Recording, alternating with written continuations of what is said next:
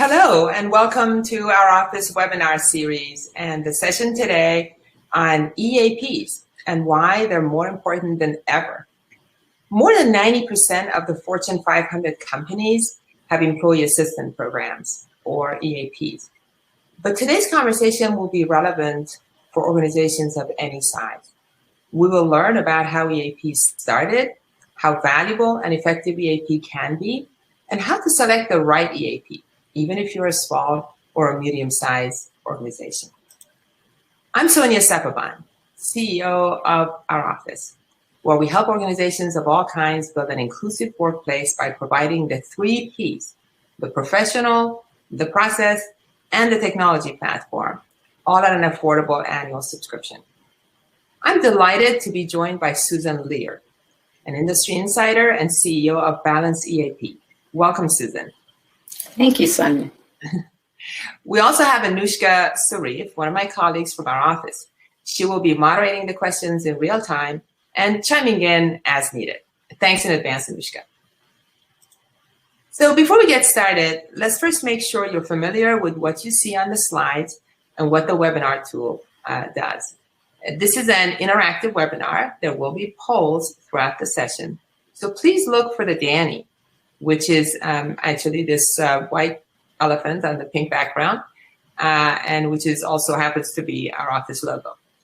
You can also use the chat function at the bottom of the screen to ask questions or provide your inputs or perspectives on the discussion. This has been super helpful in the past, and we've had good, lively discussions on chat.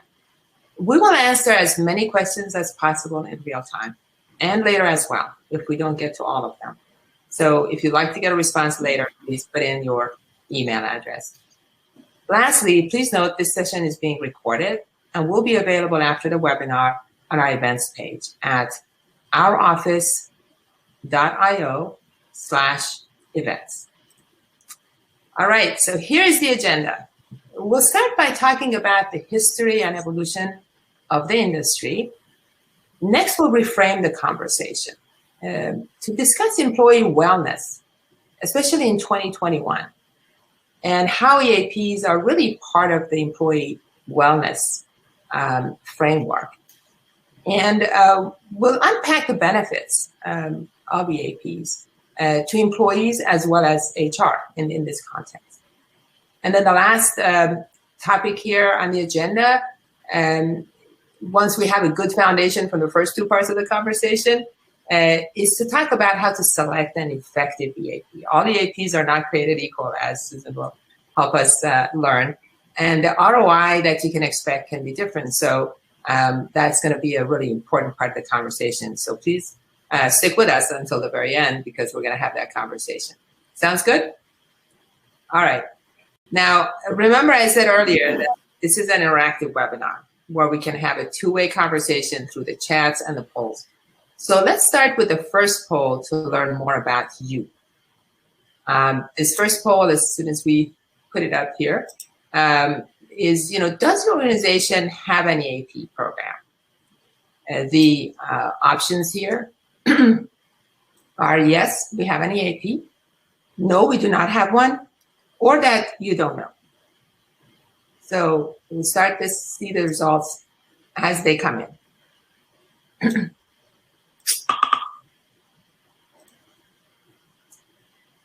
Let's see. Please go ahead and, so we have right now, no, we don't have an EAP. If you don't know, you can also say you don't know.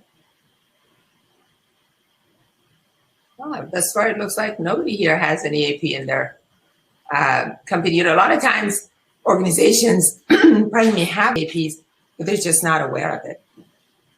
So that might be the case here. So, pardon me, sorry about that. Susan, your family has been in the EAP business from the beginning. So we're very fortunate to hear how it started and how it has evolved from an insider like yourself. Can you please start at the beginning? Well, in the beginning, in the mid-'70s, there was an issue for employers with people who were drinking and drugging on the job. Now, that was back in the day. And so they had to solve that problem. What they did was they went to counselors who could work with their employees to help solve those issues and help them re-engage and become productive. And they also needed help developing policy because they may have been,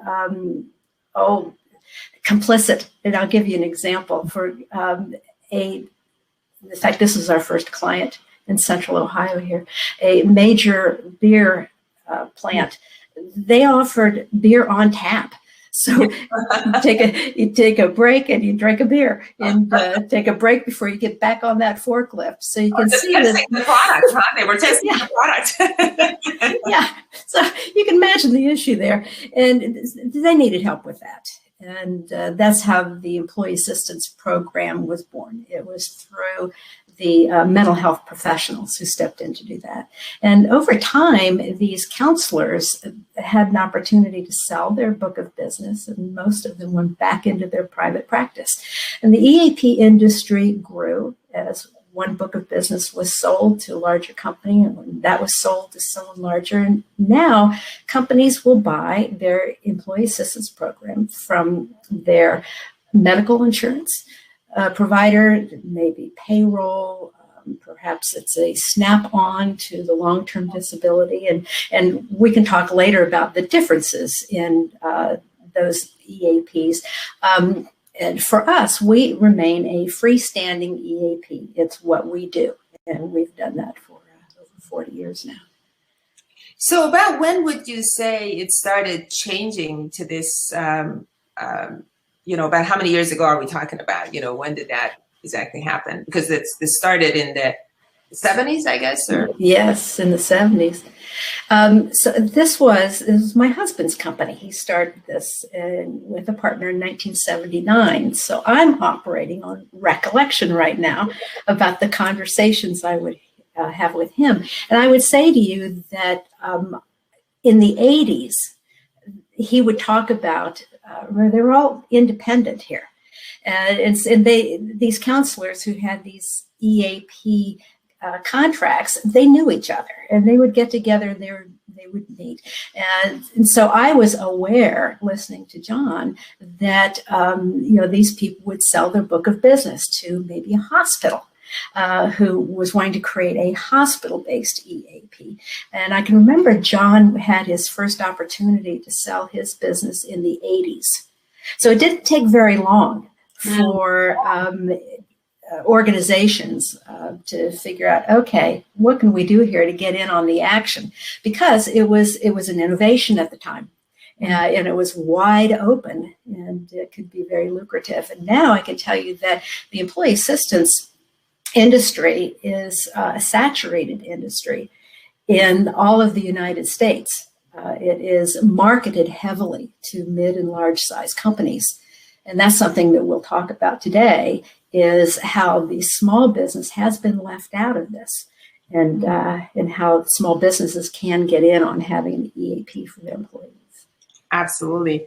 So at this point, what do you think about, this may be a hard question to answer, but what's your guess, just because you have such a history and you've been with it and you're so active in it, what percentage are independents like yourself, and what percentage are the bigger entities that sort of package this inside of the I don't know what the percentage is. I can't offer that. I can say to you that the larger organizations, the mid and large organizations, they are marketed to constantly. Not the smaller companies, but I wouldn't be able to offer you that percentage. I don't know. Yeah. So we'll mostly hear about the bigger ones, and how do you get your message out? Just as an independent, how do you make people aware? Well, we market online. We buy our Google ads, and so people will find us. That's been good for us. A lot of the independent groups will work in their close geographic area. They might continue to have just a small book of business. If they have a larger book of business, it could be regional. But when you get to marketing nationwide, then it tends, the big dogs are in there. And again, they're knocking on the doors of the mid and large size companies. And that's a challenge for me, because what will happen is that we have over time shed our big clients, the 2,000, the 3,000, so on, because what they'll say is, I got an offer I can't refuse. I see. So that's my competition. So, the medical insurance will say, what are you paying for your EAP? Now, if it's a really big company, they'll say, well, we've got one for free. Right. And then I would wonder, well, okay, so how's that working for you? But no, it's another subject. Yeah, let's talk about this, about how it's kind of like you get what you pay for, right? And in this industry, when you're truly, the employee assistance program, I think what you described largely explains why there is a bit of a challenge in terms of a bit of a stigma still. Would you say there's still that stigma of people think because of the roots of it when it started with the issues that EAPs were dealing with, even though now it's a much broader set of assistance and services that can be provided to employees? I think what you just described kind of explains why that is, and it could speak to that a little bit and how it's shifted and really shouldn't be thought about as where its roots were. I mean, that's certainly one of the services to still help with those kind of issues, but it's well beyond that as it's evolved, right? Well, that's right. So as we think about the evolution of the industry since it began in the 70s, then it became very competitive. So now you've got these big companies and they are competing for the book of business, right? And what they'll do is over time, they've added services. And the EAP, where it began as primarily counseling, someone could call and say, I need an attorney, and we could connect them with an attorney. But the industry evolved in a way that I'm very pleased to say that the Employee Assistance Program is now a comprehensive package, the modern program for well-being. And I describe it as the common companion to medical insurance. This is your non-medical benefit. And when I say that it's comprehensive, it includes not only the mental health counseling, and to your point, Sonia, is that's what people will think about when they think about the EAP. They think about it as counseling. And so we are reminding the employees we cover monthly, we remind them through our newsletter that there are other services to support them. And so that would be legal consultation, financial consultation, work-life balance solutions. We offer an included well-being website. And here's how this might play out. Someone would think, okay, I think I might like to use my EAP for counseling. I'm thinking about moving out, leaving my husband, and I could use some counseling because things are just not going right. So we can connect them. They'll call and we'll offer to connect them to a counselor. But in that conversation, we might say, would you like to be connected also with our legal team, with the financial team? So when I say to you that it's a comprehensive package, we have a lot of services. And often what brings somebody into counseling could be, might be another issue attached to that we can be helpful with. Absolutely. This is a great segue to really what you're talking about is rethinking employee wellness as encompassing this suite of services that these types of EAPs can now provide and all the benefits. I know you shared some data when we talked earlier about, the reportings on the amount of productivity loss just due to employees having to call in sick to take care of a loved one or getting to work late for provided reasons. It's just huge. It's about, I think, close to $40 billion, according to a study that was done back in 2015. And this is before the COVID crisis. So the recent visibility of other kinds of tensions, right, racial tensions, and then the stress that COVID itself has put on everybody. So, I mean, there's a lot of uncertainties affecting all of us. So given all of this, maybe you could help us just reframe how organizations should think or rethink about employee wellness and how the EAP benefits can be a key component of that. I'll tell you that we're taking calls now from employers who are, they're very sensitive during this time of COVID. They are sensitive to their employees.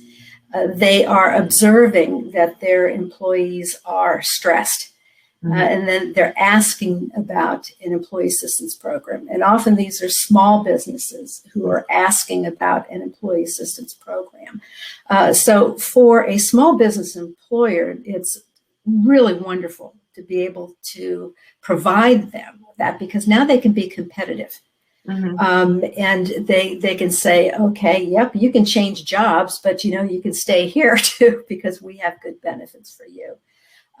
We're getting calls from people who are, and I would say that this is consistent with what we're thinking at this moment. You're seeing at this moment in time.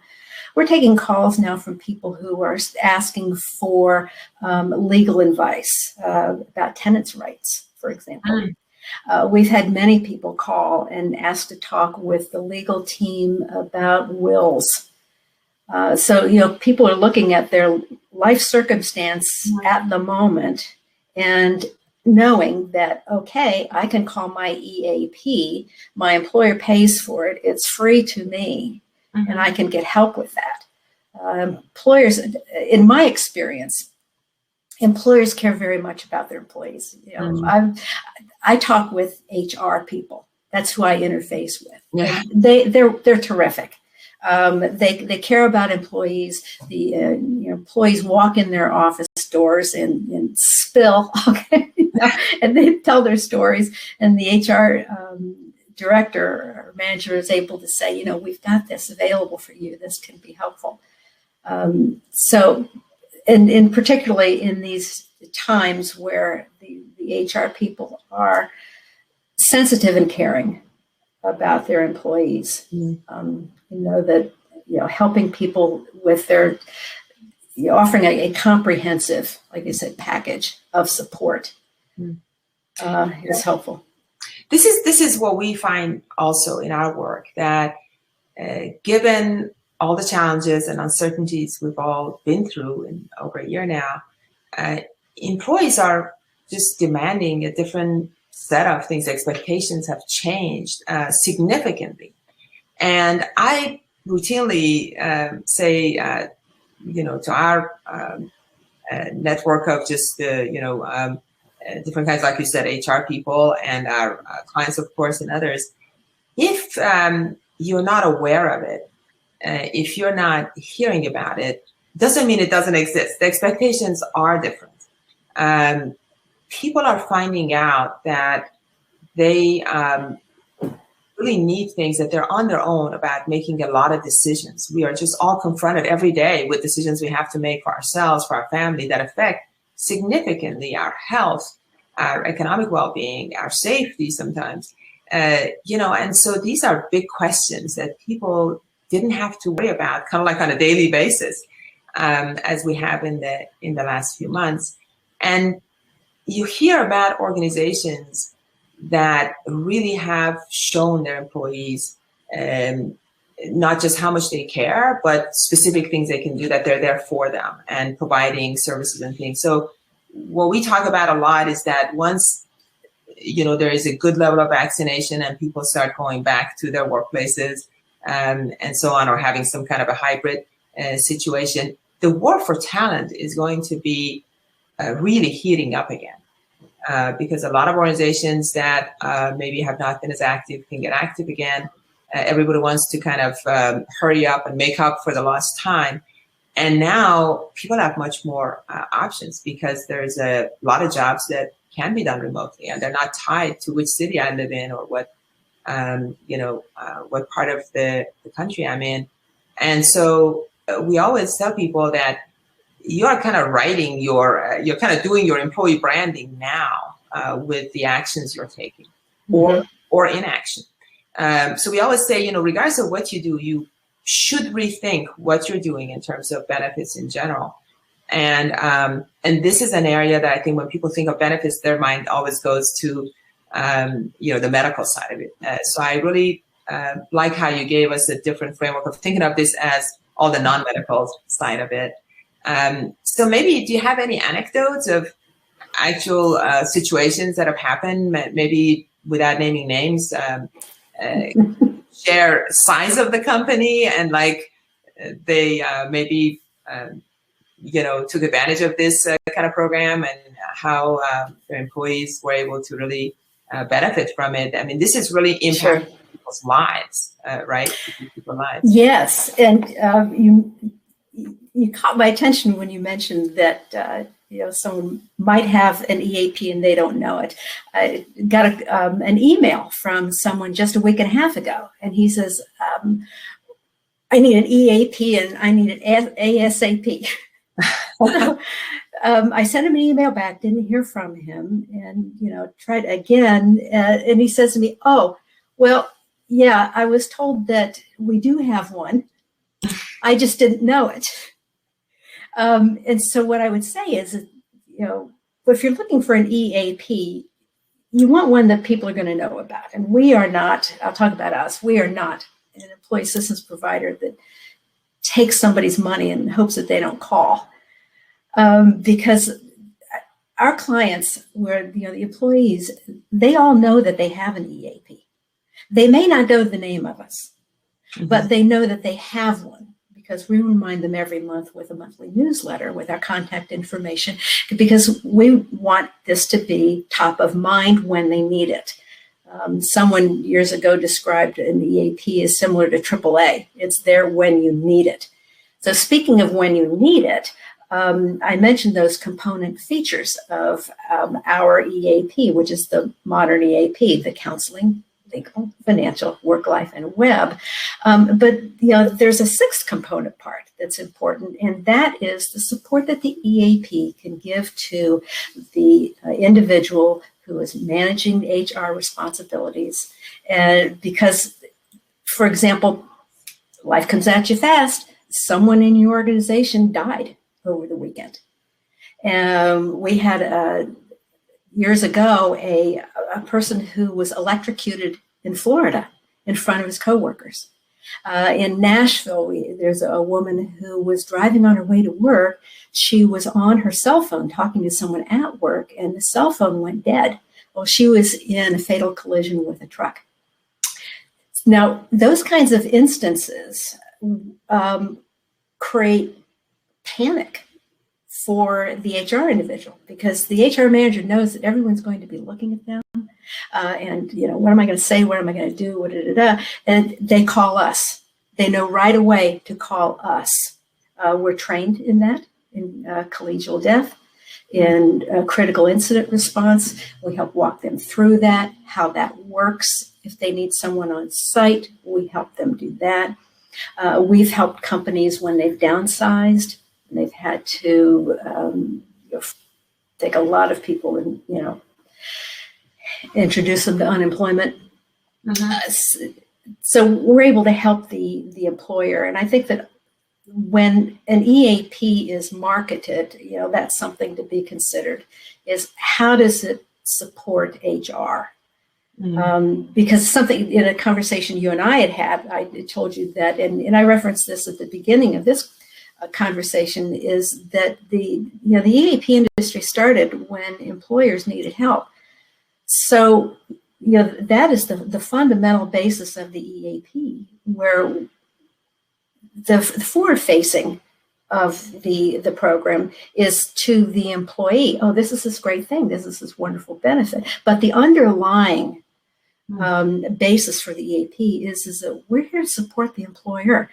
We want the employer to be successful, to be able to work on the business, and we take over and will help them. They can offload some of the issues that walk in their door, their office door, with that EAP. So we're there to support them. And again, if they're in a bind for something, they're on the phone and we're talking with them.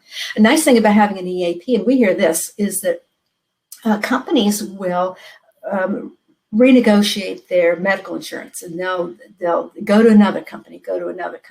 But if you have an independent EAP, you know who those people are year after year. When you've got an issue, you call, you know who you're going to talk to.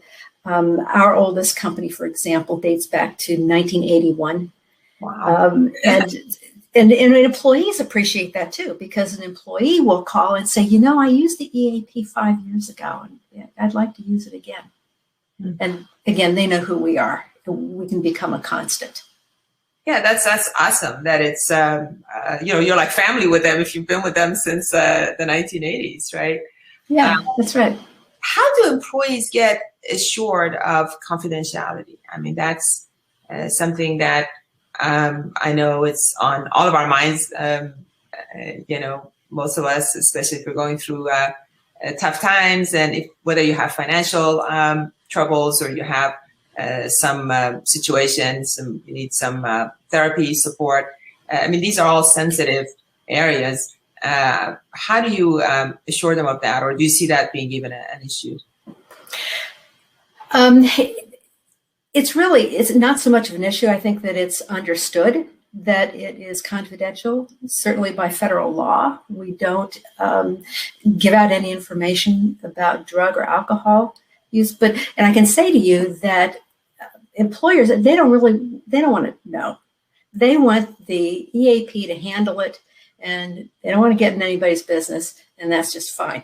But I will tell you a story that we had a company that nobody would use the EAP. And so looking at we have a utilization report we generate every year. And so taking a look at that, now nobody's using it. So when I asked about that, the HR supervisor told me that, well, yeah, we've got this culture here that the employees tell each other, don't use it because the management's going to know. They could not get past that. And I wrote a letter that they were able to send to all of their employees where I said, no, this is how this works. We don't tell anybody. But that's only one company. I think it's pretty well understood. Nevertheless, we do publish it, and we do remind people that it is confidential. That's a good segue to a question that's being asked here on the chat. So someone is asking, so how do I get my employees to form more trust in our EAP? It seems like there is a relationship between EAP engagement and just, overall management and culture of the organization. Do you see that correlation there where EAP is more, employees are taking more advantage of their EAPs in more maybe different, specific types of cultures than others or management staff? Well, and I think that as more companies have it over time, it is a more common benefit. So people don't worry that when they go to the doctor's going to call the HR, right? People are pretty accepting that it is a benefit that's available to them. So we no longer see those kinds of issues. I see. But nevertheless, we advertise it. And on our monthly newsletter, it says at the bottom, always available, always confidential. I see. So it's not so it's really more an issue of awareness than it is of employees. Once they're aware, there are rare occasions like the anecdote that you just shared, but in general, if they're aware of it, the trust is there to use it. Well, that's right. And as I said, it's not uncommon at all. And I would encourage your listeners to ask questions of people, their friends, neighbors. Do you have an EAP? Mm-hmm. and observe how many will say, I don't know. Mm-hmm. Maybe. Or, yeah, I think so. When I got hired, they told me we had something. That's very common. Again, we want it to be top of mind when someone needs it. So we do advertise it.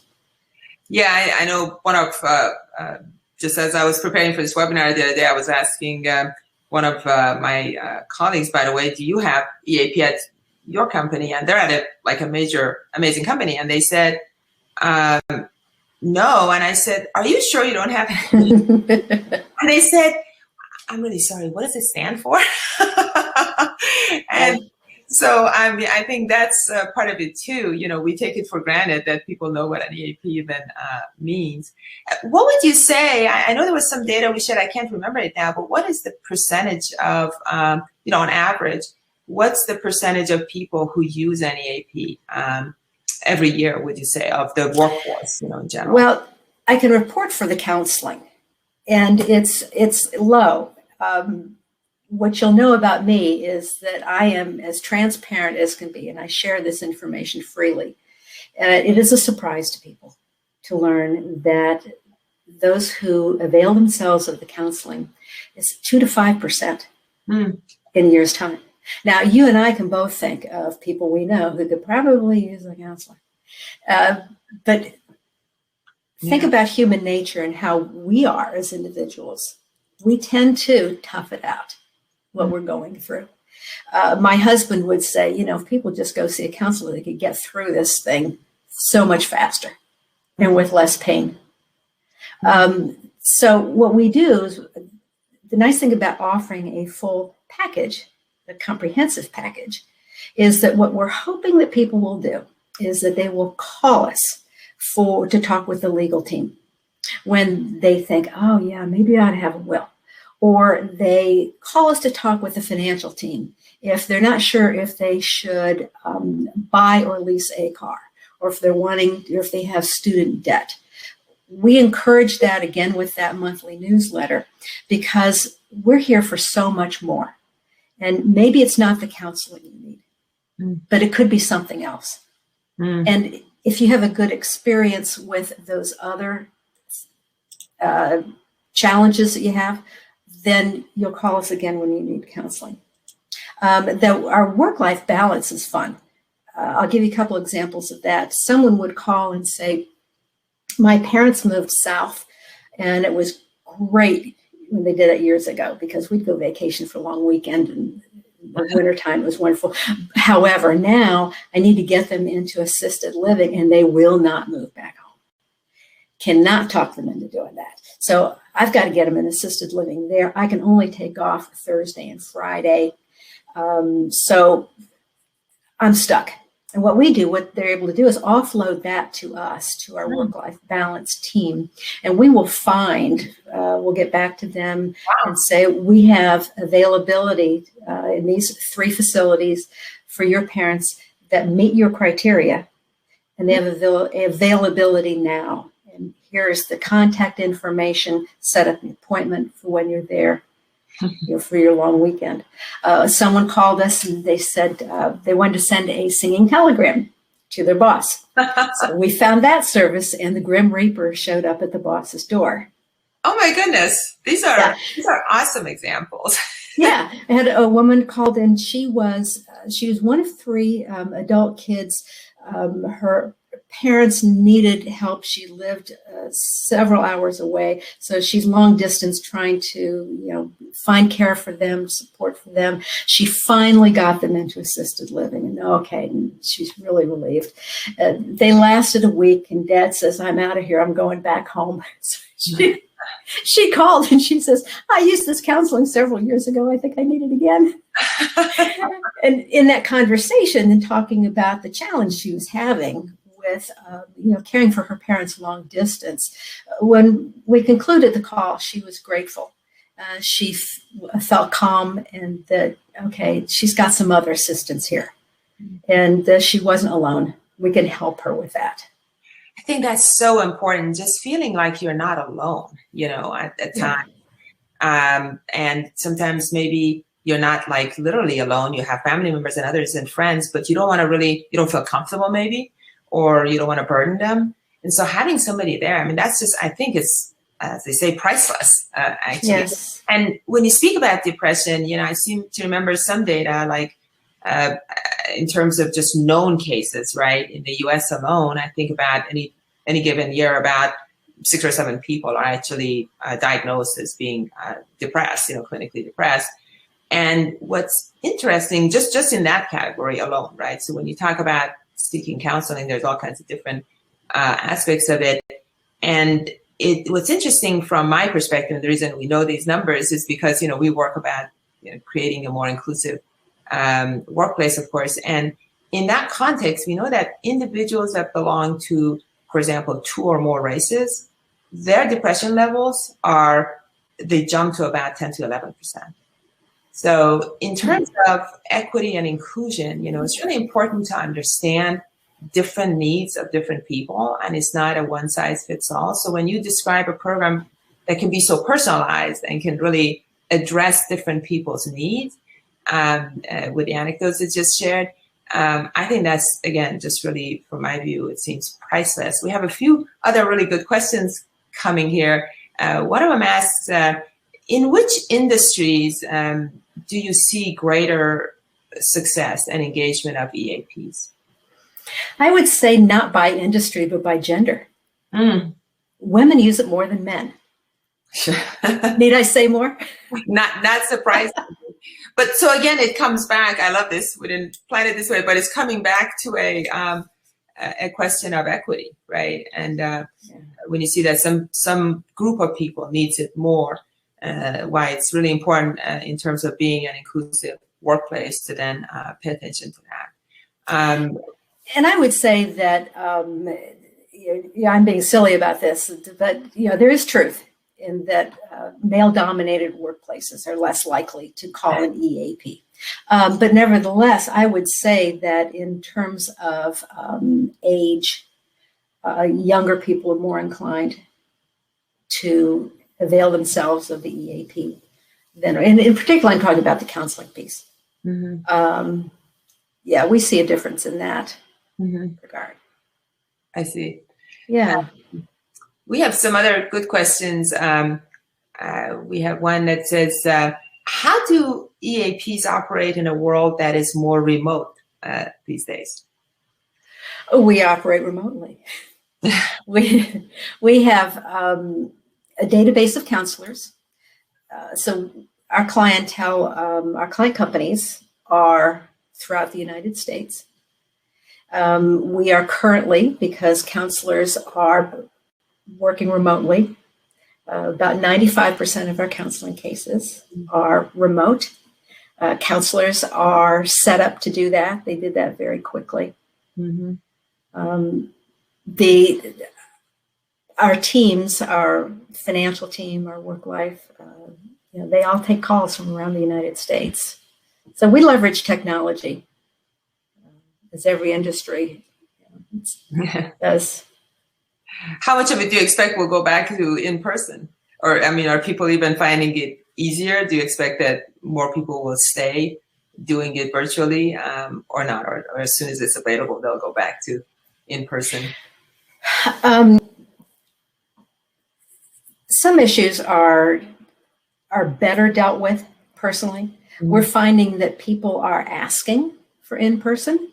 We know that a lot of counselors like to be able to see the body language and have that face to face. On the other hand, it's we're going to have virtual counseling from here on out. It is convenient for people.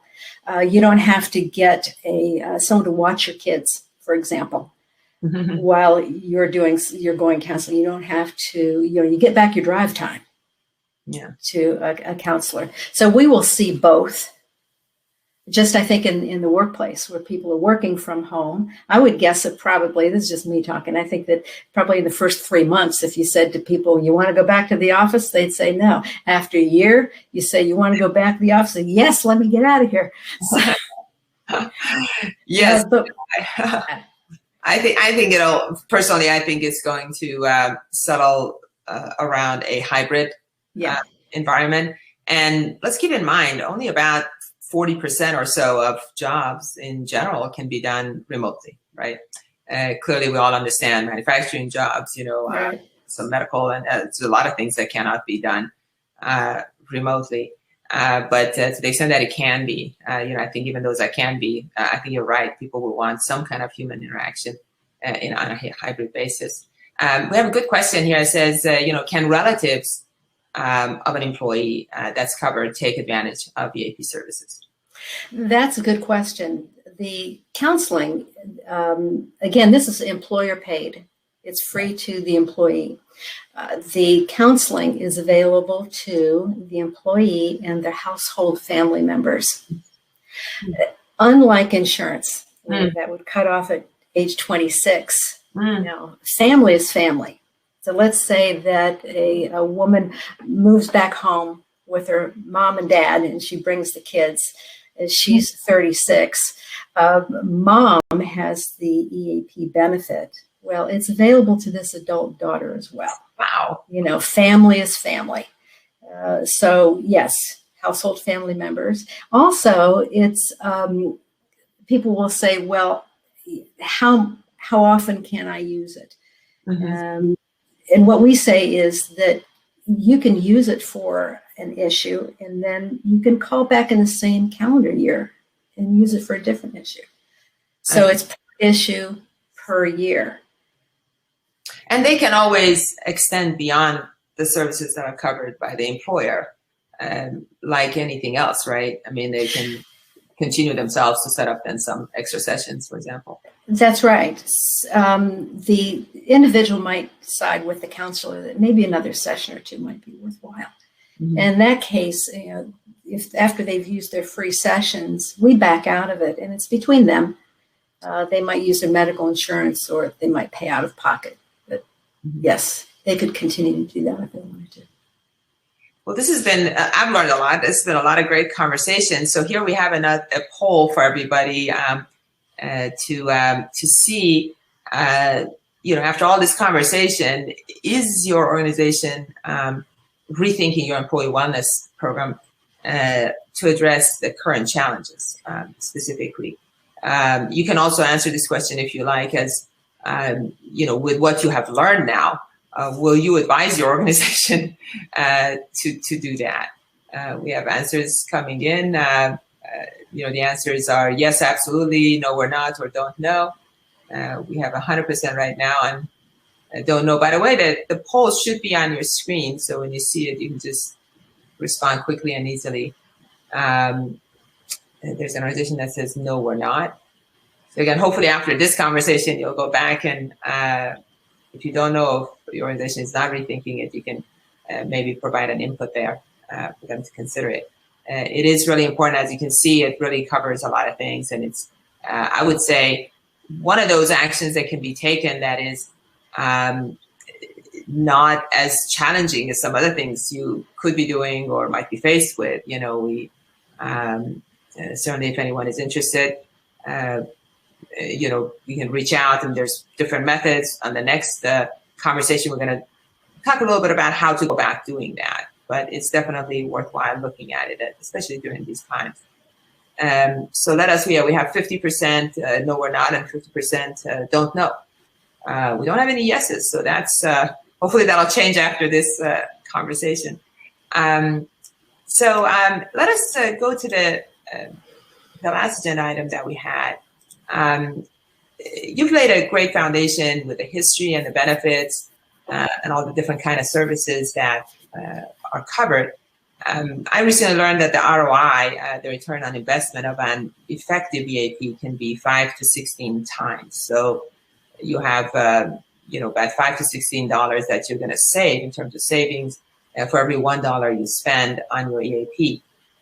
These benefits, they result from a combination of improvements. Like I saw some data you had shared with us that 33% decrease in use of sick leave, for example, 65% decline in work accidents, about 30% decline in workers' comp claims, and more. So I'm sure you can expand more on this from just an ROI perspective, Susan. But I think what's really important is an ROI. It really makes sense when you talk about selecting an effective EAP.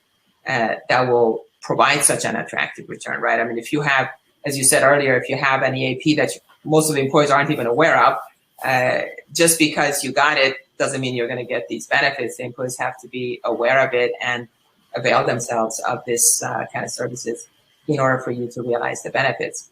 So I think if you want to add anything about just ROI in general, and then more specifically about how to select an effective EAP, what things to look for as employers, think of potentially adding or maybe changing their EAP if they have one already, or at least assessing their current EAP. I want to, when you're talking about the ROI, one of the things that employers will routinely say to me when they're discussing to purchase an EAP is they are surprised with how affordable it is. And I would say that that has a lot to do with that, what I had described, the evolution of the industry over time. You know, there has been downward pressure on the price because it's so competitive. Now, the advantage to the employer is, and this is what I hear all the time, is, whoa, this plays big. So when I describe all the benefits that are available, it's they remark to me about how affordable it is. And from the employer's standpoint, they're able then to offer something to their employees and say, you know, we have this for you. Mm-hmm. And they're very pleased to be able to advertise that and know that it is affordable. And you're talking about how to select an EAP. Of course, I like the independent EAP. Again, we're there for years, and we are reliable. We have a relationship with the employer. So you want to be cautious when talking with an EAP that advertises, oh, we have hundreds and hundreds of counselors. They won't use hundreds and hundreds of them.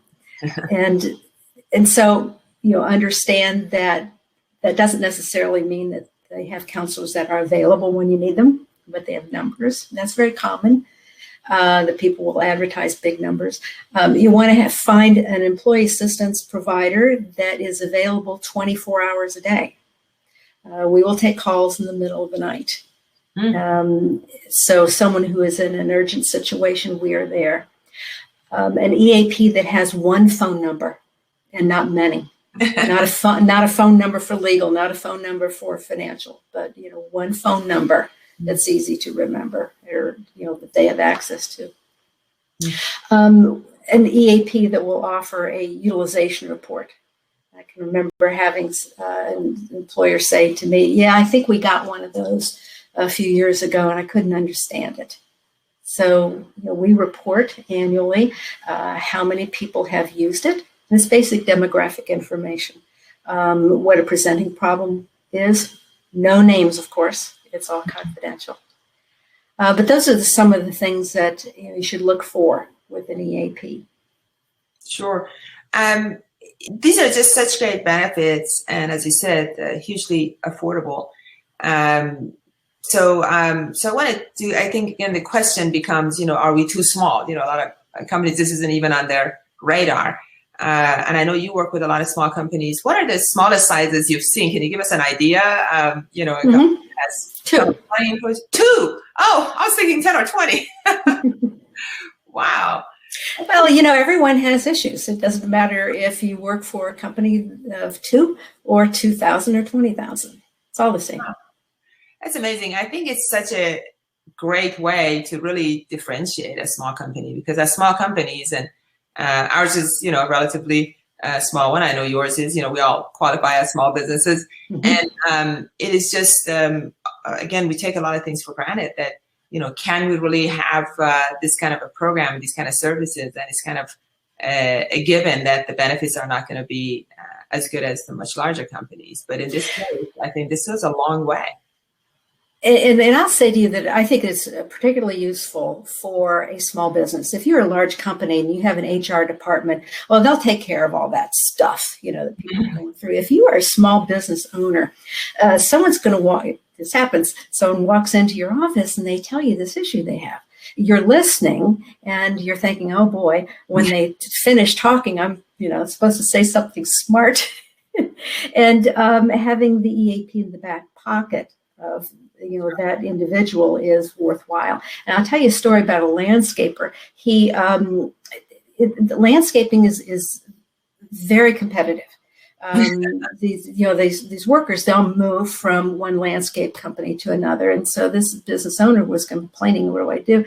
And so he was advised, get yourself an EAP, because what happens is that people will, if they call off work, if they got this going on or whatever, then that individual who wants to be growing his or her business is now not working on the business, but is now working in the business, having to plant trees. So this guy got this EAP, and this is, and now these guys, these workers, they all know each other. They talk to each other. It became known that, okay, we've got this benefit.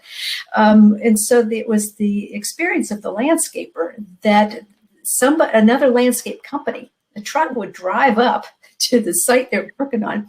The guy would get out of the truck and say, do you have any openings for me? Wow. Yes. So it became a differentiator for that landscape business. Wow, to be able to offer that and say, come with us. And of course, that makes his crew more stable too. Absolutely. No, it's such a win-win for the employee, for the employer, and such a great story of EAP. Who would know, EAPs has a competitive advantage. It was in this case for sure. Absolutely. Again, I think that's true for a lot of smaller organizations. Why I think this has been really, to me, a great conversation. Oftentimes, it's what we don't know that, we can learn, and we can bring advantage to our employees that can really differentiate our organizations. So I really appreciate all of the learning and all of the cool stories that you've shared. I mean, I certainly have, demonstrated how, having been in the industry for so long, and just doing what you do as an independent provider of employee assistance programs is so important. We will certainly answer questions, but let us first go for a moment and talk about some of the other thought leadership things that we do beyond our webinar series, just to make everybody aware. You will see here, you can go to our events page at ouroffice.io/events. We're very active in other ways that can benefit you as well, that you can see here. Typically we are, doing some blogs and some roundtables, ebooks, and so on. So we invite you to go to the website, of course, ouroffice.io, to see and join any of them. We would love to see you in terms of the different kind of topics that we talk about, and to get your inputs too. So please reach out and let us know what your thoughts are. I want to mention quickly before we run out of time, the next two that are upcoming. I'm really delighted to talk to two gentlemen, one on April 29th and one on May 20th.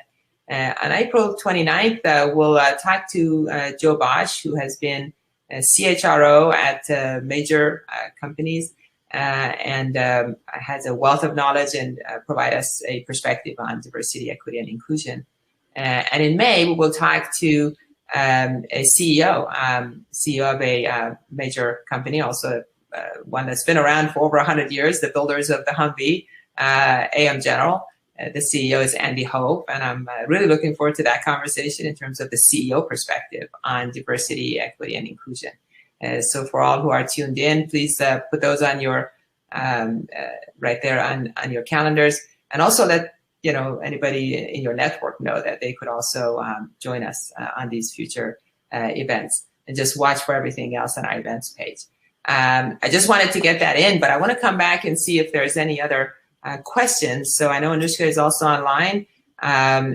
First, let me ask, before we go to that, any parting words? If there's one central theme you want to leave with everybody, Susan, please, this is your time. This is my time. I would encourage everyone to think about the EAP as that needed, comprehensive, non-medical component. Those are the issues that keep people from arriving to work on time, taking time off, filing disability claims. And it's a good benefit. And I'll leave it at that. Yeah, I think from this conversation, what I would take away is at least worth looking into. And as you say, look into it with discernment about the different factors that you should take into account as you described. And sometimes, again, be aware that it may be hidden under your overall benefits package, and consider the independent EAP providers that are available. Certainly, there is a whole industry of independent EAP providers. We obviously think that Susan's is quite, a great one to align yourself with and to get in touch with. We encourage you to just at least, again, give it a consideration. Even if you have one currently, just take a look at it and assess it. Let's see if there's any other questions in the last couple of minutes that we can answer. There's a question here that's a good one. I can see that says, what about gig workers? There's like people that work part-time, or they work for organizations like Uber, that kind of a new generation of workers. What kind of EAP might be available to them, or does that at all work for those kind of people?